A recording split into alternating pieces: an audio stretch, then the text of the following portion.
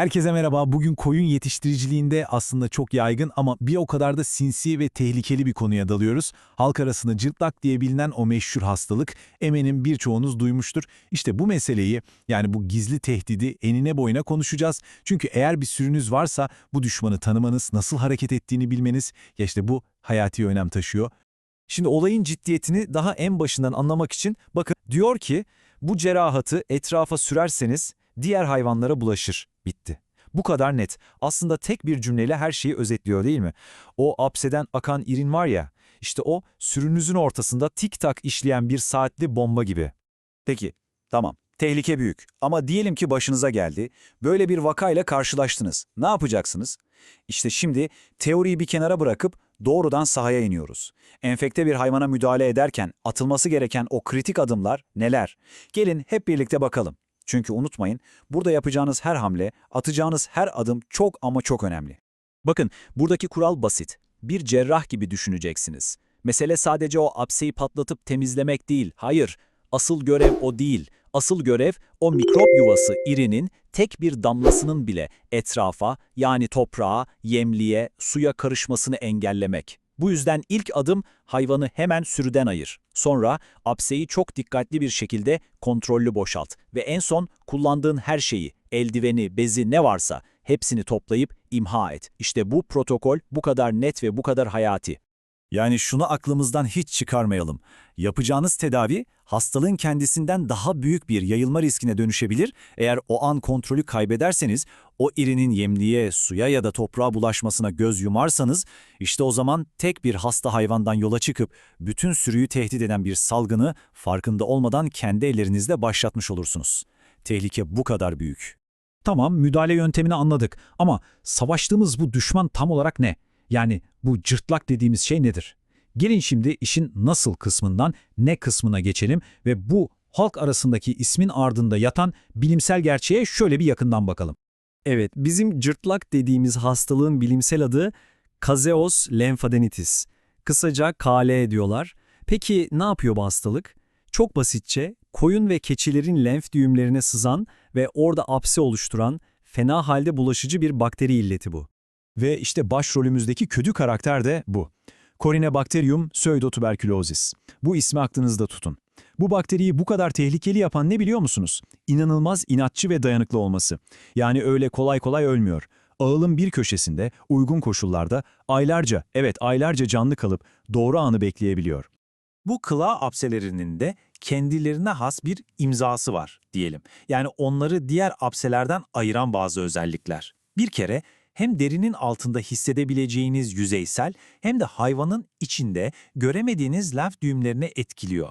Apsenin kendisi kalın, böyle lifli bir duvarla kaplı. İçine açtığınızda ise o meşhur yeşil beyaz peynirimsi iriğini görüyorsunuz. Ama en akılda kalıcı, en tipik özelliği ne biliyor musunuz? Kaynaklar bunu soğan gibi katmanlı bir yapı olarak tanımlıyor.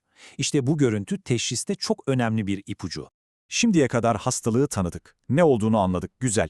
Ama asıl soru şu, ne kadar büyük bir tehditten bahsediyoruz? İşte şimdi işin en can alıcı noktasına geliyoruz. Bu hastalık ne kadar hızlı yayılıyor ve daha da önemlisi sizin cebinize ne kadar zarar veriyor? Çünkü evet bu bir sağlık sorunu ama aynı zamanda doğrudan cüzdanınızı etkileyen bir ekonomik mesele. Bu bakteri var ya, resmen bir hayalet gibi yayılıyor. Sessiz, sinsi ama inanılmaz etkili. Düşünün, patlamış bir apseden akan o irin, işte o irinle en ufak bir temas hastalığın yayılması için yeterli.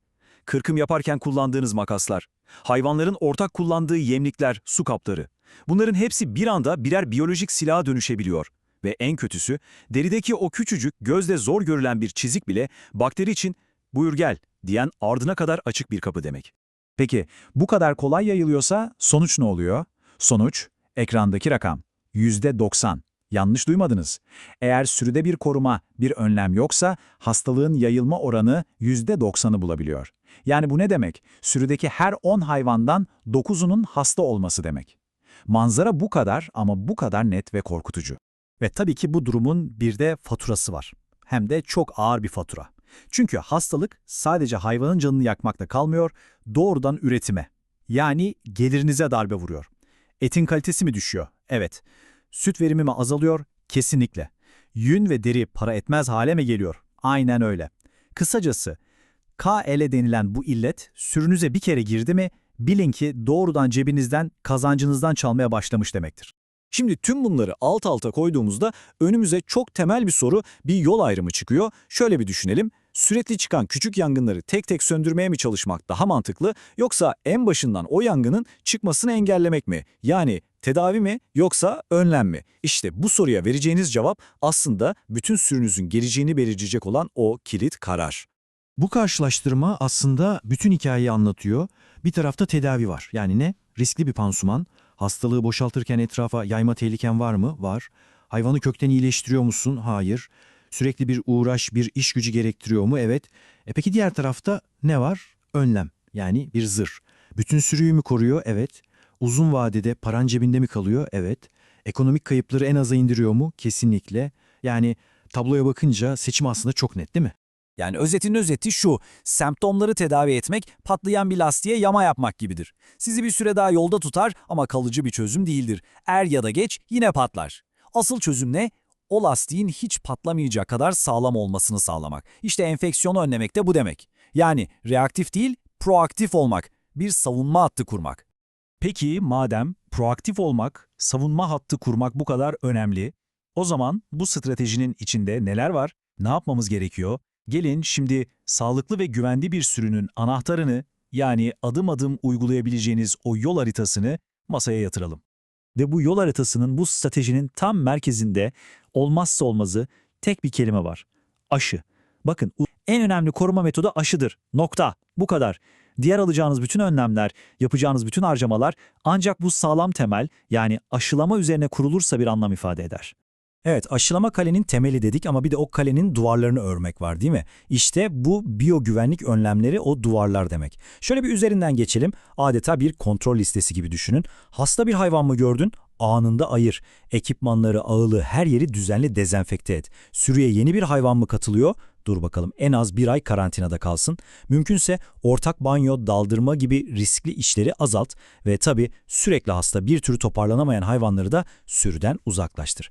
Bakın, bu adımların her biri düşmanın içeri sızabileceği potansiyel bir kapıyı daha kapatmanız anlamına geliyor. Yalnız burada dürüst olup bir gerçeğin altını çizmemiz lazım. Bu iş bir gecede olacak bir iş değil. Yani aşıyı vurdum, yarın her şey düzelecek diye bir dünya yok. Bu bir sihirli değnek değil. Uzmanlar ne diyor? Sürüde bu hastalığa karşı tam bir kontrol sağlamak ve başarıya ulaşmak istiyorsanız en az 5 yıl boyunca hiç aksatmadan tutarlı bir aşılama programı yürütmeniz şart. Kısacası 2 anahtar kelimemiz var: sabır ve istikrar. Ve şimdi tüm bu konuştuklarımızın ardından sizi son ve belki de en önemli soruyla baş başa bırakmak istiyorum. Şöyle bir durup düşünün. Kendi sürünüzü, kendi hayvanlarınızı gözünüzün önüne getirin. Aldığınız önlemleri bir tartın. Sürünüz, halk arasında cırtlak dediğimiz bu sinsi düşmana karşı gerçekten ama gerçekten bir zırh giyiyor mu? Yoksa farkında bile olmadan savunmasız bir halde mi? Bu sorunun cevabını sadece ve sadece siz biliyorsunuz.